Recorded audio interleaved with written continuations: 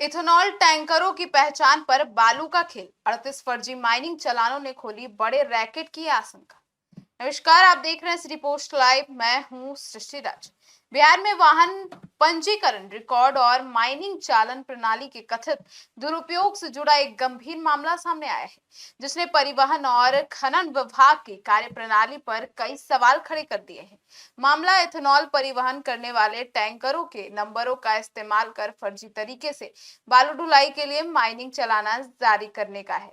इससे पूरे प्रकरण में संगठित गिरोह, रिकॉर्ड में छेड़छाड़ और संभावित विभागीय मिलीभगत की आशंका जताई जा रही है। अब इथेनॉल टैंकरों की नाम पर जारी हुआ बालू ढुलाई के चालान, आपको बता दें कि सिंह इंफ्राटेक प्राइवेट लिमिटेड के चेयरमैन एवं प्रबंधन निदेशक अजय कुमार सिंह ने पटना के बुद्धा कॉलोनी थाना में आवेदन देकर प्राथमिकी दर्ज करने और मामले की विस्तृत जांच की मांग की है। शिकायत के अनुसार कंपनी के 6 इथेनॉल टैंकर वाहनों के नाम पर अरवल जिले में मां वैष्णवी इंटरप्राइजेस बालू घाट से बालू परिवहन के लिए माइनिंग चलाना जारी कर किया गया है। जी हाँ, अब आपको बता दें कि कंपनी का कहना है कि संबंधित सभी वाहन केवल इथेनॉल ढुलाई के लिए उपयोग किए जाते हैं और उनका बालू खनन या परिवहन गतिविधियों से कोई संबंध ही नहीं है। ऐसे में उनके वाहनों के नाम पर चालान जारी होना गंभीर अनियमितताओं की ओर संकेत देता है। अब फर्जी मोबाइल नंबर से पूरा पोल खुल गया। आपको बता दें, मामले की जांच के दौरान एक और चौंकाने वाली जानकारी सामने आई। अरवल खनन विभाग से प्राप्त दस्तावेज में एक मोबाइल नंबर 9304649925 दर्ज पाया गया, जिसके आधार पर चालान जारी किए गए थे। कंपनी का दावा है कि यह नंबर ना तो कंपनी का है और ना ही किसी अधिकृत कर्मचारी का।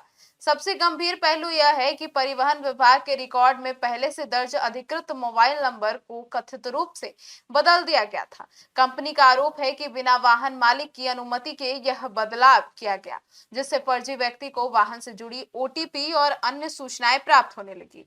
अब ओटीपी सत्यापन प्रणाली पर भी सवाल उठने लगे। खनन विभाग के अधिकारियों के अनुसार माइनिंग चालान है जारी करने से पहले वाहन पंजीकरण रिकॉर्ड में दर्ज मोबाइल नंबर पर ओटीपी भेजा जाता है। सत्यापन के बाद ही चालान जनरेट किया जाता है। ऐसे में यदि किसी ने रिकॉर्ड में मोबाइल नंबर बदलकर ओटीपी प्राप्त कर लिया तो यह किसी भी वैध वाहन के नाम पर चालान जारी करवा सकता है। यही वजह है कि कंपनी ने आशंका जताई कि किसी संगठित नेटवर्क के योजनाबद्ध तरीके से वाहन रिकॉर्ड में छेड़छाड़ कर इस पूरे खेल को अंजाम दिया गया। अब 38 चालानों ने चिंता भी बढ़ा दी। कंपनी को मिली जानकारी के अनुसार अब तक उसके वाहनों के नाम पर कुल 38 माइनिंग चालान जारी किए गए हैं। यह संख्या बताती है कि मामला किसी एक गलती का नहीं बल्कि सुनियोजित तरीके से चल रहे संभावित फर्जीवाड़े का हो सकता है। अजय कुमार सिंह का कहना है कि वैध टैंकरों के नंबरों का उपयोग कर जाली नंबर प्लेट तैयार की जा सकती है और उन्हीं के माध्यम से अवैध बालू ढुलाई की जा रही होगी। यदि ऐसा होता है तो इससे न केवल सरकारी राजस्व को नुकसान पहुंच रहा है बल्कि कानून व्यवस्था और सड़क सुरक्षा पर भी गंभीर असर पड़ सकता है।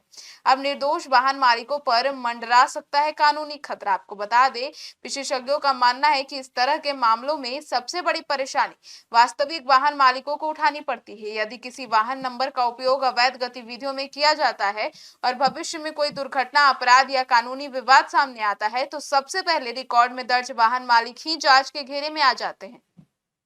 इसी आशंका को देखते हुए कंपनी ने समय रहते शिकायत दर्ज कराते हुए पूरे मामले की निष्पक्ष जांच की मांग कर दी है।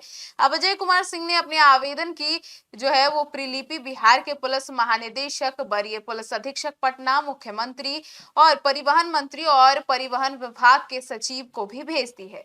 उन्होंने मांग की है कि वाहन पंजीकरण रिकॉर्ड में किए गए बदलावों की डिजिटल जांच कर दोषियों की पहचान की जाए तथा इससे शामिल सभी व्यक्तियों और अधिकारियों पर कठोर कार्रवाई हो।